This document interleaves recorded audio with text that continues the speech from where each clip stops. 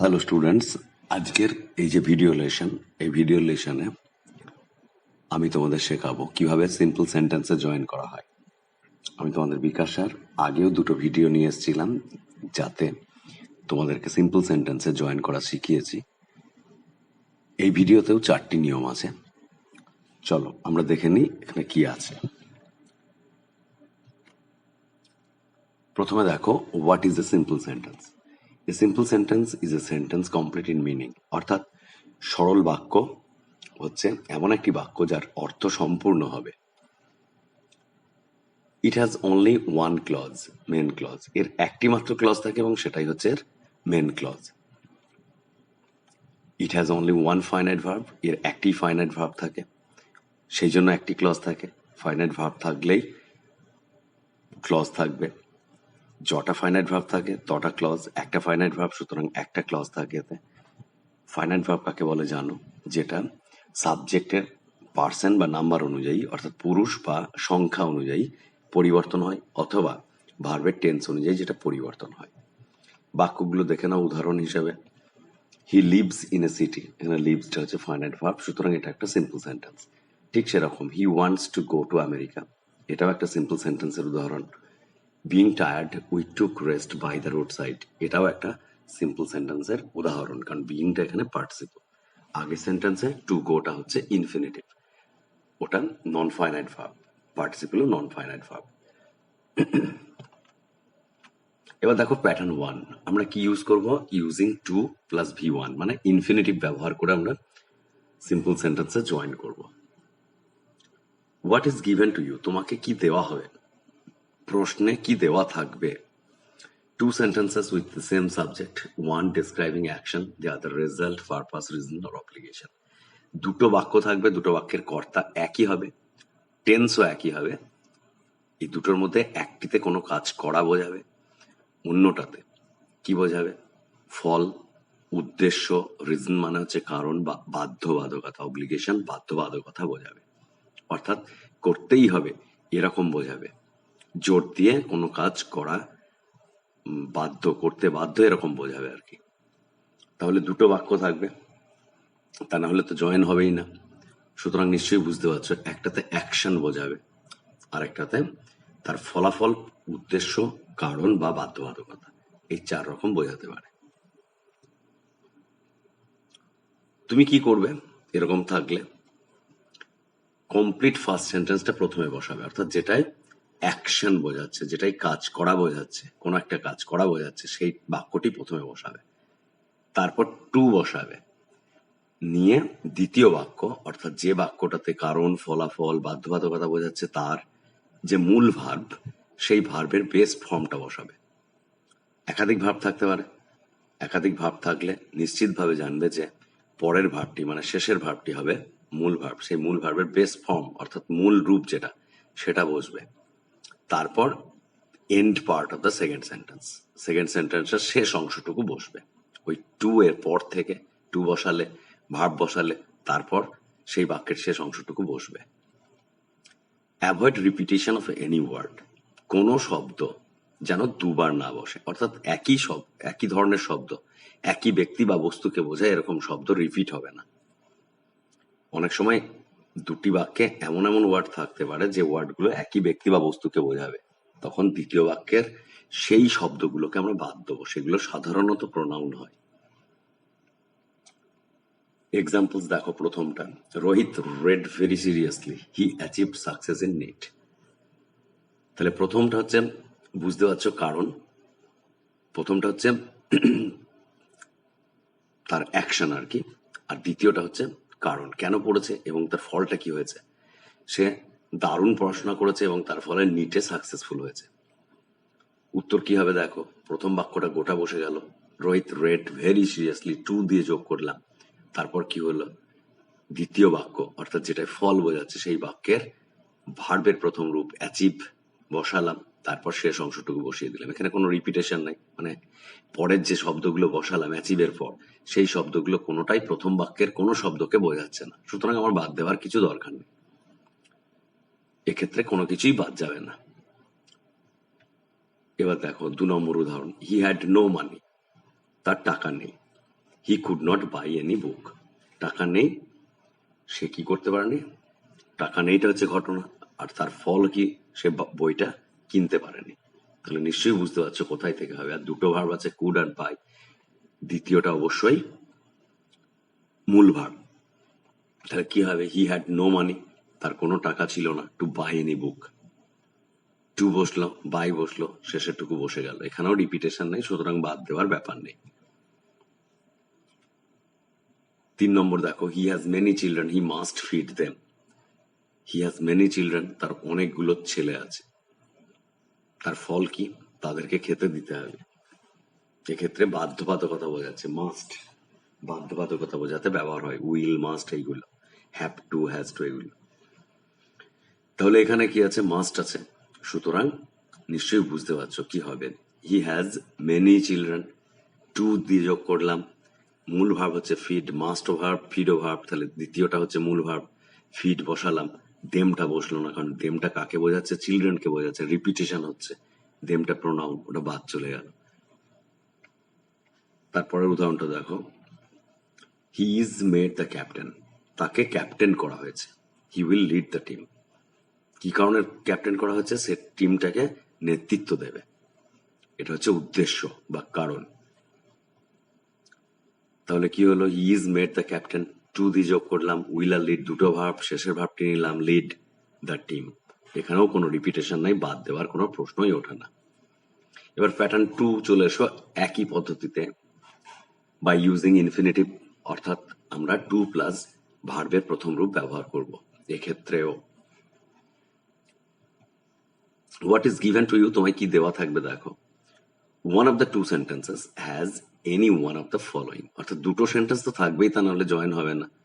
দুটো সেন্টেন্সের মধ্যে একটা সেন্টেন্সে নিচের শব্দগুলোর কোনো একটি থাকবে। কি কি? Want, wish, intend, intention, object, goal, aim, purpose, has to, have to, এই শব্দগুলো মনে রাখবে। যেগুলোর মধ্যে একটি থাকা সম্ভব, দুটো বাক্যের মধ্যে কোনো একটিতে থাকবে এগুলো।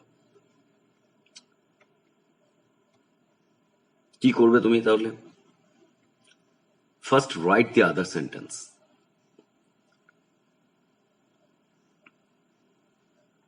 কোন সেন্টেন্সটা লিখবে? যে সেন্টেন্সে ওই শব্দগুলি নেই, ওয়ান্ট, উইস, গোল, এম, ইন্টেনশন, ইন্টেন্ড, এই শব্দগুলো নেই যেখানে, সেই বাক্যটি প্রথমে লিখলে। তারপর কি করলে? Last part of the sentence with above words, ওই শব্দযুক্ত যে বাক্য তার শেষ অংশ বসবে। কোথা থেকে বসবে? From two.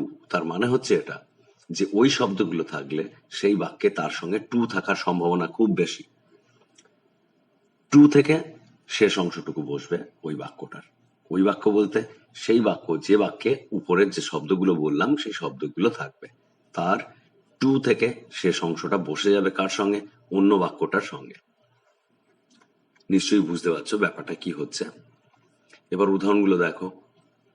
He went to market, সে বাজার গিয়েছিল। He wanted to buy fish, এখানে কোন কথাটা আছে? ওয়ান্ট কথাটা আছে, ওয়ান্টেড পাস্ট টেন্সে আছে। তাহলে নিশ্চয়ই বুঝতে পারছো তার সঙ্গে কি আছে? টু আছে। আমার টু থেকে বাকি অংশটা প্রথম বাক্যের সঙ্গে যোগ করে দিলেই হয়ে যাবে, অন্য বাক্যটার সঙ্গে। যেখানে ওয়ান্ট, উইজ এগুলো নেই, সেই বাক্যটার সঙ্গে যোগ করে দেবো। He went to the market to buy fish, খুব সহজে হয়ে গেল উত্তর। এবার 2 নম্বর দেখো, he works very hard, his aim is to earn a decent living. এখানে এইম কথাটা আছে, সুতরাং টু থাকবে, ধরে নেওয়া যায়। টু থেকে বাকি অংশটা আমি যোগ করে দেবো অন্য বাক্যটার সঙ্গে। তাহলে কি হবে? হি works very hard to earn a decent living. এবার 3 নম্বর দেখো, দ্য থিপ টুক আউট এ গান, সে একটি বন্দুক বার করেছিল। হিজ ইন্টেনশন আছে ওয়াজ টু ফ্রাইটেন দ্য প্যাসেঞ্জার্স, তার উদ্দেশ্য ছিল প্যাসেঞ্জারদেরকে ভয় দেখানো। ইন্টেনশন আছে, টু ও আছে, টু থেকে বাকি অংশটা আমি যোগ করে দেবো। দ্য থিপ টুক আউট এ গান টু ফ্রাইটেন দ্য প্যাসেঞ্জার্স। তারপর দেখো, কোহলি ডাজ এক্সারসাইজ রেগুলারলি, সে প্রত্যেকদিন এক্সারসাইজ করে। His goal is to keep himself fit for IPL, তার উদ্দেশ্য নিশ্চয়ই বুঝতে পারছো, আইপিএল এর জন্য নিজেকে ফিট রাখা, এটা হচ্ছে তার উদ্দেশ্য। তাহলে বুঝতে পারছো এখানে টু আছে, টু থেকে বাকি অংশটা আমি যোগ করে দেবো। অন্য বাক্যটার সঙ্গে। তাহলে Kohli does exercise regularly to keep himself fit for IPL. এবার 3 নম্বর প্যাটার্নে চলে এসো। প্যাটার্ন 3, এক্ষেত্রে আমরা কি ব্যবহার করব? Using phrase in apposition. Phrase মানে জানো নিশ্চয়ই একাধিক শব্দ। অ্যাকচুয়ালি এখানে যে শব্দগুলো ব্যবহার হবে সে শব্দগুলো হচ্ছে নাউন ফ্রেজ, অর্থাৎ কোনো একটা ব্যক্তি বা বস্তুকে বোঝাবে যে শব্দগুচ্ছ সেটাকে আমরা ব্যবহার করব। ব্যক্তি বা বস্তুকে বোঝাবে এমন শব্দগুচ্ছকে তুলে নিয়ে গিয়ে অন্য বাক্যে আমরা বসাতে হবে। What is given to you, তোমায় কি দেওয়া হবে? দেখো, 2 সেন্টেন্সেস, অবশ্যই দুটো বাক্য থাকতে হবে। With many words or phrases, অনেকগুলো শব্দ বা ফ্রেজ থাকবে, একাধিক। মেনি বলতে এখানে একাধিক অর্থে ব্যবহার হয়েছে। শব্দ বা ফ্রেজ থাকবে যেগুলো একই ব্যক্তি বা বস্তুকে বোঝাবে। অর্থাৎ তোমাকে প্রথমেই দুটো বাক্যের মধ্যে কোন কোন শব্দগুলো একই ব্যক্তি বা বস্তুকে বোঝাচ্ছে সেটা আন্ডারলাইন করে নিতে হবে। কি করবে তুমি দেখো, এখানে একাধিক ধাপে করলে খুব সুবিধা হয়। যেমন choose the sentence with action verb, অর্থাৎ দুটো বাক্যের মধ্যে কোন বাক্যটিতে অ্যাকশন ভার্ব অর্থাৎ কোনো কাজ করা বোঝাচ্ছে এরকম কোনো ভার্ব আছে নাকি, কোনো ঘটনা ঘটা বোঝাচ্ছে এরকম কোনো ভার্ব আছে নাকি। অর্থাৎ সেখানে কোনো লিঙ্কিং ভার্ব নেই। Linking verb, be verb, look verb এগুলো নেই আর কি। অ্যাপিয়ার, এই ধরনের সিম, এই যে কথাগুলো আছে এই ভার্বগুলো, এগুলো লিঙ্কিং ভার্ব। আমার অন্য লেসনে ভার্বের লেসনে দেখে নেবে লিঙ্কিং ভার্ব কোনগুলো। সেই লিঙ্কিং ভার্ব এখানে সাধারণত থাকে না, বা বি ভার্ব থাকবে না। সেই বাক্যটিকে আমি ধরবো যে বাক্যটিতে বি ভার্ব নেই। আবার যদি দুটো বাক্যই বি ভার্ব থাকে তাহলে তার মধ্যে যে কোনো একটি বাক্যকে মূল বাক্য ধরবো। মূল বাক্য ধরা মানে সেই বাক্যটা গোটা ব্যবহার হবে। তাহলে প্রথমেই অ্যাকশন ভার্ব যেখানে আছে সেটাকে মূল বাক্য হিসেবে ধরে নিলাম। তারপর অন্য বাক্য থেকে take out the words and phrases from the other sentence, অন্য বাক্য থেকে সেই শব্দগুলো তুলে নেব বা ফ্রেজটা তুলে নেব যেটা কোনো ব্যক্তি বা বস্তুকে বোঝাচ্ছে। কোন ব্যক্তি বা বস্তু? যেটা প্রথম বাক্যে বা ওই মূল বাক্য যেটা ধরেছি সেই বাক্যের কোনো ব্যক্তি বা বস্তুকে বোঝাবে। Place them after the name of a person or thing, অর্থাৎ ওই যে মূল বাক্য যেটা ধরে নিয়েছি সেই মূল বাক্যের যে ব্যক্তি বা বস্তুকে বোঝাচ্ছে তারপরে গিয়ে আমি বসিয়ে দেবো কোনগুলোকে?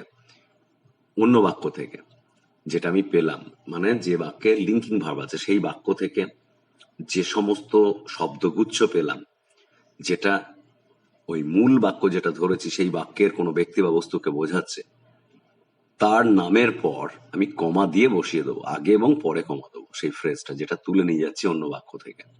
মূল বাক্যটা গোটা ব্যবহার হবে, অন্য বাক্যের ফ্রেজটাকে আমি তুলে নেবো, শব্দগুচ্ছকে তুলে নেবো, দিয়ে ওই মূল বাক্যের মধ্যে ওটাকে প্লেস করব, বসিয়ে দেবো।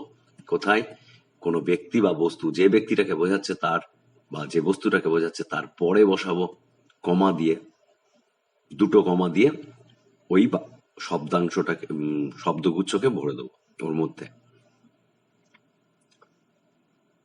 Replace any pronoun used for the thing and person, ওই ব্যক্তি বা বস্তু মূল বাক্যের সেই ব্যক্তি বা বস্তুকে বোঝাতে যদি কোনো প্রোনাউন ব্যবহার হয় পরবর্তী বাক্যে অন্য বাক্যে, তাহলে সেই প্রোনাউনটাকে আমি বাদ দিয়ে দেবো।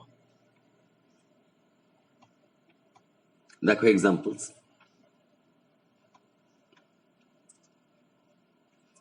Kalidas was a famous poet.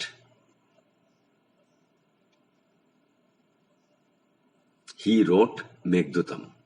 এখানে দেখো প্রথম বাক্যটির মধ্যে বিভার্ব আছে, দ্বিতীয় বাক্যটিতে আছে রোট, তাহলে দ্বিতীয় বাক্যটা মূল বাক্য। হি আছে, হি মানে কাকে বোঝাচ্ছে? কালিদাসকে। হিটা প্রথমেই বাদ, প্রোনাউন কোনো ব্যক্তিকে বোঝালে বা বস্তুকে বোঝালে প্রোনাউনটা বাদ। তাহলে হিয়ের জায়গায় কাকে বসাবো? কালিদাসকে বসাবো। তারপর কি বসাবো? দেখো এই ফেমাস পোয়েটকে, কালিদাসকেই এখানে বোঝানো হচ্ছে এই বাক্যের মধ্যে। তাহলে কালিদাসের পর এই ফেমাস পোয়েট এই ফ্রেজটাকে বসিয়ে দেবো কমা দিয়ে, এর আগে এবং পরে কমা দেবো, তাহলেই উত্তরটা হয়ে যাবে। তাহলে মূল বাক্য হচ্ছে হি রোট মেঘদূতম, এটা মূল বাক্য। হিটাকে ব্যবহার করব না, প্রোনাউন ব্যবহার করব না, তার বদলে নাম ব্যবহার করব। কালিদাস বসবে, তারপর কমা দিয়ে কি বসবে, এ ফেমাস পোয়েট, তারপর আবার কমা দিয়ে রোট মেঘদূতম লিখবো। দেখো, কালিদাস কমা দিয়ে এ ফেমাস পোয়েট, এটাকে ফ্রেজ বলে। এ ফেমাস পোয়েট হচ্ছে নাউন ফ্রেজ। রোট মেঘদূতম, ঠিক একই রকম ভাবে আবার দেখো উদাহরণটা, the Taj Mahal is a wonder in marble, অর্থাৎ মার্বেলের তৈরি একটা বিস্ময়কর বস্তু হচ্ছে কি তাজমহল। ইট ওয়াজ মেড বাই শাহজাহান, এটা কে তৈরি করেছিল, শাহজাহান তৈরি করেছিল। দেখো দুটোতেই কি আছে, বি ভার্ব আছে, দুটোই লিঙ্কিং ভার্ব আছে আর কি। ইজ ওয়াজ একই ভার্বের দুটো টেন্স আছে, তাহলে যে কোনো একটি বাক্যকে আমরা নিতে পারি। দেখো কিভাবে ব্যবহার করব। প্রথমটাকে মূল বাক্য না ধরে দ্বিতীয় বাক্যটাকে ধরা সহজ, যেহেতু প্রোনাউন আছে। আগের মতো নিয়ম হবে, কিরকম, ইটের জায়গায় বসিয়ে দিলাম, ইট কাকে বোঝাচ্ছে, তাজমহলকে বসালাম। তারপর তাজমহল কি, এ ওন্ডার ইন মার্বেল, মার্বেলের তৈরি বিস্ময়, সেটার আগে পরে কমা দিলাম। ইটের পর কি ছিল, ওয়াজ ছিল, মেড বাই শাহজাহান, ওটাই বসালাম। দ্বিতীয় বাক্যটাকে মূল বাক্য ধরেছি, সুতরাং ওই বাক্যে সবকিছু বসবে, কেবলমাত্র ইট প্রোনাউনটা বাদ গেল। কেন না, এটা আগের বাক্যে তাজমহলকে বোঝাচ্ছে, সেই জন্য ইটের বদলে তাজমহল বসালাম। আর তারপরে এই ওন্ডার ইন মার্বেল, এটা হচ্ছে ফ্রেজ, সেটা বসালাম, কারণ ওটাও তাজমহলকেই বোঝাচ্ছে, সেই জন্য তাজমহলের পরে বসলো। এবার 3 নম্বর উদাহরণটা দেখে নাও। হি লিভস ইন দার্জিলিং, খুব ভালো জায়গা, দার্জিলিং এসে বাস করে। It is a beautiful hill town, তাহলে দুটো বাক্যের মধ্যে লিভসটা হচ্ছে অ্যাকশন ভার্ব, ইজটা হচ্ছে লিঙ্কিং ভার্ব, ওটা আমরা নেবো না তাহলে। এবার দ্বিতীয় বাক্যে ইটটা আমার প্রয়োজন নয়, ইট বলতে দার্জিলিংকে বুঝিয়েছে, কিন্তু আমার প্রয়োজন নেই, প্রোনাউন মানে বাদ যাবে। এ বিউটিফুল হিল টাউন কোনটা, দার্জিলিং, ওটাকে নেবো। কিভাবে বসাবো দেখো, মূল বাক্য হচ্ছে হি লিভস ইন দার্জিলিং, গোটাটা বসে গেল। মূল বাক্য সবসময় গোটা ব্যবহার হবে। দার্জিলিং এর পর কমা দিয়ে কি বসালাম, এ বিউটিফুল হিল টাউন। দার্জিলিংও যা, এ বিউটিফুল হিল টাউনও তাই, একই বস্তুকে বোঝাচ্ছে। তাহলে নিশ্চয়ই বুঝতে পারছো, যে ক্ষেত্রে দুটো লিঙ্কিং ভাব থাকবে তাহলে যে কোনো আমরা একটিকে নিতে পারবো, আর যেখানে একটি লিঙ্কিং ভাব থাকবে তাহলে সেই বাক্যটাকে মূল বাক্য ধরবো না। এটাই হচ্ছে মূল কথা, এটা মনে রাখলেই হবে। এবার প্যাটার্ন 4 চলে এসো। আজকের ভিডিও লেসনের এটা হচ্ছে শেষ pattern, using adverb or adverbial phrase. What is given to you, তোমায় কি দেওয়া হবে প্রশ্নে। দেখো 2 সেন্টেন্সেস, দুটো বাক্য থাকবে, উইথ 1 মানে দুটোর মধ্যে একটাতে কি থাকবে, হ্যাভিং অ্যান অ্যাডজেক্টিভ, একটা অ্যাডজেক্টিভ থাকবে, অথবা time word or expression. Time word মানে সময় বোঝায় এরকম কোন শব্দ থাকবে, বা শব্দগুচ্ছ থাকবে, একাধিক শব্দ যেটা সময় বোঝায়, অথবা একটি শব্দ যেটা সময় বোঝায়, এরকম থাকবে। which will refer to the action of the other sentence, অন্য বাক্যে যে কাজ করা বোঝাচ্ছে সেই বাক্যের যে কাজ, সেই সময়টাকে বা সেই কাজটা কিভাবে হচ্ছে সেটা বোঝাবে, কিভাবে হচ্ছে বা কখন হচ্ছে, এই দুটো জিনিস বোঝাতে যে শব্দগুলো ব্যবহার হবে, হয় অ্যাডজেক্টিভ ব্যবহার হবে, অথবা কোনো টাইম ওয়ার্ড ব্যবহার হবে, বা টাইম ফ্রেজ ব্যবহার হবে, মানে একাধিক শব্দ যেটা সময় বোঝায় এরকম ব্যবহার হবে অন্য একটা বাক্যে। দুটো বাক্যের মধ্যে একটি বাক্যে হবে, যে বাক্যটাতে হবে সেই বাক্যটাকে আমরা মূল বাক্য ধরবো না, অন্য বাক্যটাকে মূল বাক্য ধরবো। অর্থাৎ যে বাক্যে অ্যাডজেক্টিভ বা টাইম ওয়ার্ড থাকবে সেটা মূল বাক্য ধরবো না। হোয়াট শুড ইউ ডু, তোমায় কি করতে হবে দেখো, রাইট দি আদার সেন্টেন্স, অর্থাৎ অন্য সেন্টেন্স, যে সেন্টেন্সে অ্যাডজেক্টিভ নেই বা টাইম ওয়ার্ড নেই সেটা তুমি গোটা বসাবে, ইন ফুল। দেন কি করবে, অ্যাড, তার পিছনে, শেষে বা একদম প্রথমে কি বসাবে, এলওয়াই যুক্ত শব্দ হলে একদম প্রথমে বসাবে, বা শেষেও বসাতে পারো। কি বসাবে, অ্যাড দি অ্যাডভার্ব ফর্ম, অ্যাডজেক্টিভের সঙ্গে এলওয়াই যোগ করলে অ্যাডভার্ব ফর্ম হয়ে গেল অফ দ্য অ্যাডজেক্টিভ। বসালে কোথায় বসাতে বললাম, হয় সেই বাক্যটির শেষে, মানে অন্য বাক্যটির শেষে, যে বাক্যে অ্যাডজেক্টিভ নেই সেই বাক্যটির শেষে অথবা প্রথমে। আর যদি টাইম এক্সপ্রেশন থাকে তবে অবশ্যই চেষ্টা করবে সেটা শেষে বসানোর। এক্সাম্পলস গুলো দেখো, he will come here tomorrow, it is certain, সে এখানে কালকে আসবে, এটা নিশ্চিত। সার্টেনটা হচ্ছে অ্যাডজেক্টিভ, তাহলে আমি হি উইল কাম হিয়ার, এই বাক্যটা মূল বাক্য ধরবো, সার্টেনটাকে নেবো, অ্যাডজেক্টিভটাকে নেবো, অথবা টাইম এক্সপ্রেশন থাকলে সেটা নিতাম। তো এখানে কি আছে, সার্টেন অ্যাডজেক্টিভটা আছে, এটা নিচ্ছি আমরা। এলওয়াই যোগ করে দেবো। সার্টেনলি প্রথমে বসানো যাবে, ক্ষেত্রে শেষেও বসানো যাবে। He will come here tomorrow certainly, অথবা certainly he will come here tomorrow, দুটোই সঠিক আনসার। এবার 2 নম্বর দেখো, the match ended in a draw, it was unfortunate. It মানে ম্যাচটাকে বোঝাচ্ছে না, ঘটনাটাকে বলছে দুর্ভাগ্যজনক। আনফরচুনেট হচ্ছে অ্যাডজেক্টিভ, তাহলে এলওয়াই যোগ করে দেবো, দিয়ে অ্যাডভার্ব হবে। দেখো, the match ended in a draw unfortunately, আবার আনফরচুনেটলি আমি প্রথমেও বসাতে পারি। তারপর দেখো, the man ran back home, he was very anxious, সে খুব চিন্তিত ছিল। অ্যাংশাস হচ্ছে অ্যাডজেক্টিভ, ভেরিটা সমেত নেবো আমরা। কি, the man ran back home very anxiously, অ্যাংশাসের সঙ্গে এলওয়াই যোগ করে দিলাম, অ্যাডভার্ব হয়ে গেল। ভেরিটা হচ্ছে অ্যাডভার্বের অ্যাডভার্ব। এখানে ডিগ্রি ওয়ার্ড হিসেবে ব্যবহার হচ্ছে, কতটা অ্যাংশাস সেটা বোঝাতে, সেটাকেও আমরা নিলাম, ওই দুটো নিয়ে বসিয়ে দিলাম শেষে, এক্ষেত্রে শেষেই বসবে। 4 নম্বর দেখো, দ্য সানসেট, সূর্য অস্ত গিয়েছিল। He could not reach home, সে বাড়ি পৌঁছতে পারেনি, তখনও বাড়ি পৌঁছতে পারেনি। তখনও বোঝালে টিল ব্যবহার করব। তখনও, সেই সময় পর্যন্ত বোঝাতে টিল কথাটা ব্যবহার করব সময়ের আগে। হি could not reach home till the sunset, সূর্যাস্ত, সানসেট মানে সূর্যাস্ত পর্যন্ত সে, এখানে সূর্যাস্তের সময় নয়, সূর্যাস্ত যখন গেছিল তখন নয়, সূর্যাস্ত পর্যন্ত সে কিন্তু বাড়ি পৌঁছায়নি, এই অর্থ বোঝাচ্ছে এখানে। তারপর উদাহরণটা দেখো, he answered all the questions, he took no time, সে সব প্রশ্নের উত্তর দিয়েছিল, কোনো সময় নেয়নি। তাহলে সময় বোঝাতে শুধু সময়, কোন সময় ঘটছে, যদি সময় বোঝাতে ইন বা অ্যাট আমরা ব্যবহার করি, জানো, মর্নিং এ ঘটেছে, ইন দি মর্নিং, ইভিনিং এ ঘটেছে, ইন দি ইভিনিং, রাত্রে ঘটেছে, অ্যাট নাইট, এরকম ব্যবহার করবো। তো এই ক্ষেত্রে ইন ব্যবহার করবো সময়ের ক্ষেত্রে। He answered all the questions in no time, সে কোনো সময় না নিয়ে সব প্রশ্নের উত্তর দিয়েছে। ইন নো টাইম, নো টাইমটা সময় বোঝাচ্ছে, সময় এক্সপ্রেশন, ফ্রেজ একটা, টাইম ফ্রেজ, সেটার আগে আমরা ইন বসিয়ে দিলাম। পর্যন্ত বোঝালে কি লিখতাম, টিল লিখতাম। অ্যাড বা ইন অন্যান্য সময় এক্সপ্রেশনের ক্ষেত্রে বসে। Okay, thank you for watching this video, and don't forget to subscribe this channel.